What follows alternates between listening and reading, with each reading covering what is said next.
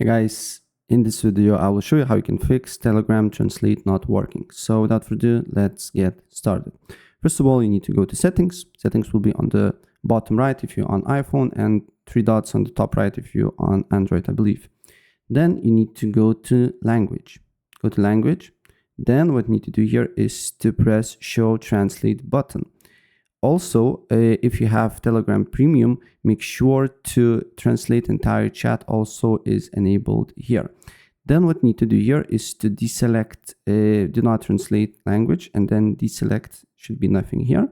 And after that, go and translate and it should work. But if for some reason it's not working, you need to go to settings, then go to general, then go to iPhone storage. And iPhone storage, you need to look for Telegram here. Once you found Telegram, then what you need to do here is to press offload app, then wait for a couple of seconds and then reinstall it, right?